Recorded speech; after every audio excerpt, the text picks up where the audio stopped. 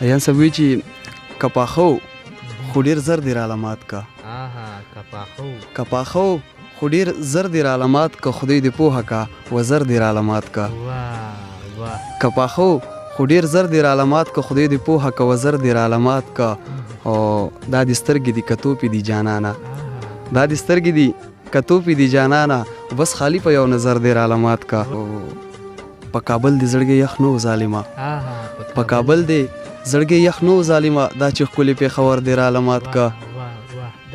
او په کابل دې زړګی یخ نه و ظالمه، دا چې ښکلې پېښور دې راله مات کا. او د دیدن په خوند دې پوی نه کړمه وخته، د دیدن په خوند دې پوی نه کړمه وخته. سرکین وره مازدیګر دې راله مات کا. د قدرت په هر ښایست مې د قربان زړه، د قدرت په هر ښایست مې د قربان زړه، ما خطا بایللی نه دی په جانان زړه. اننګي د اوښکو ډک چې چرته وینم، اننګي د اوښکو ډک چې چرته وینم، را بهر مې شي بیا ځکه په ګریوان زړه. او پکې وینم دی چې هر څه ته ورګورم، پکې وینم دی چې هر څه ته ورګورم، د نظر کمال مې واخیستو نادان زړه. ګرانو مینوالو سلامونه، ستړي مشي، احترامات، نیکې هیله مې ومنئ په دغه امید چې روغ جوړ او خوشحاله به وئ. اریان د وړیم خپرونه ده هنداره.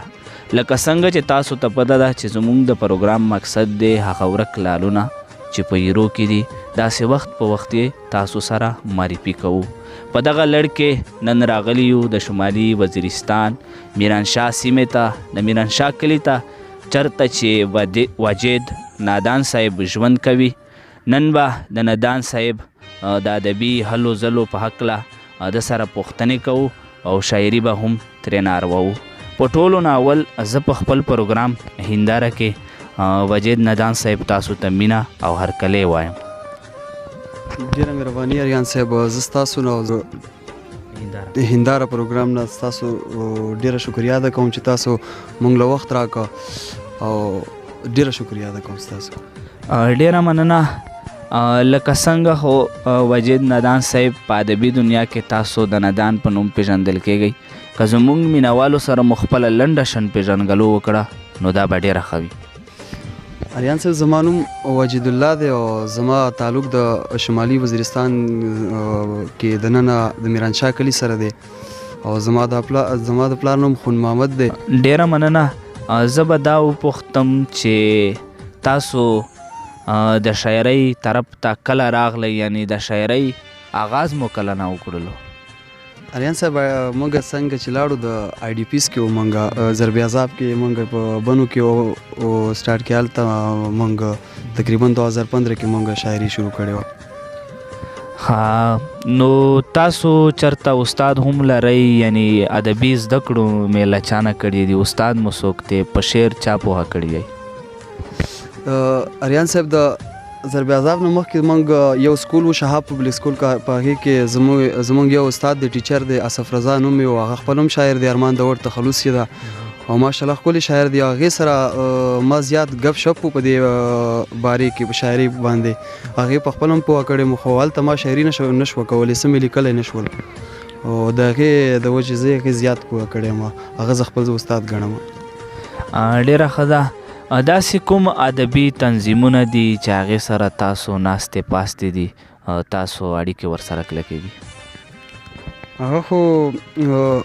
اریان صاحب زمونږ د کلي یوه ټولنه ده چې لونګ ادبي ټولنه ورته وایي، میرانشاه کلي، هغې کې هم زه ناسته کوم، او هغه ماله موقع هم راکوي او پکې غزل هم وایم. ډېره ښه ده. داسې کوم یو ادبي صنف دی، غزل دی، نظم دی، نثر دی چې تاسو ته زیات خوند هم درکوي او تاسو کار هم ډېر پکې کړی وي؟ خو ما خو بس صرف په غزل کار کړی دی اریان صاحب، صرف غزل لیکم. ډېره ښه ده. اوس به داسې وکړو چې پوښتنې وشولې، زموږ مینوالو ته مو که یو دوه درې غزلې ډالۍ کړې نو دا به ډېره ښه وي. اریان صاحب وایي چې که پاخه خو ډېر زر دې راله مات کا. که پاخه خو ډېر زر دې راله مات کا، خدای دې پوهه کا وزر دې راله مات کا. که پاخه خو ډېر زر دې رالمات که خدای دې پوهه کوه زر دې رالمات که او دا دې سترګې دي که توپې دي جانانه دا دې سترګې دي که توپې دي جانانه بس خالي په یو نظر دې رالمات که په کابل دې زړګې یخ نو ظالمه په کابل دې زړګې یخ نو ظالمه دا چې ښکلې پېښور دې رالمات که او په کابل دې زړګې یخ نو ظالمه دا چې ښکلې پېښور دې رالمات که د دیدن په خوند دې پوی نه کړمه وخته د دیدن په خوند دې پوی نه کړمه وخته د دیدن په خوند دې پوی نه کړمه وخته سرکین وره مازدیګر دې رالمات که یو بل غزل د تاسو سره به شریک کوم ریان صاحب وی شیخ ته کینی که ملا ته سړی کینی شیخ ته کینی که ملا ته سړی کینی او په دې ړوند دور کې چاته سړی کینی شیخ ته کینی که ملا ته سړی کینی په دې ړوند دور کې چاته سړی کینی او که زه نه کینم د چا په سخته ورځ کې که زه نه کینم د چا په سخته ورځ کې دا کیدی نشي چې ماته سړی کینی او نه اعتبار لرو په سپینو نه په تورو نه اعتبار لرو په سپینو او نه په تورو نه په دې شي چې بس شاته سړی کینی او لیونیان د غرمو ګرځي اسرا غواړي لیونیان د غرمو ګرځي اسرا غواړي چنار نشته چې خواته سړی کینی او د پښتون په خوره هر ورځ جنگ وي د پښتون په خوره هر ورځ جنگ وي او ورځ نه ده چې سبا ته سړی کینی او اخري شعر دی اریان صاحب چې دشمنان د خنداګانو دی نادانه دشمنان د خنداګانو دی نادانه په دې خوخ دي چې جړه ته سړی کینی ډیره مننه نور به سره سره شریک کوئ تاسو په اجازه یو بل غزل به مو ان شاء الله نشه مې واخله او خمار مې واخله نشه مې واخله او خمار مې واخله د بنګو بوټی یمه کار مې واخله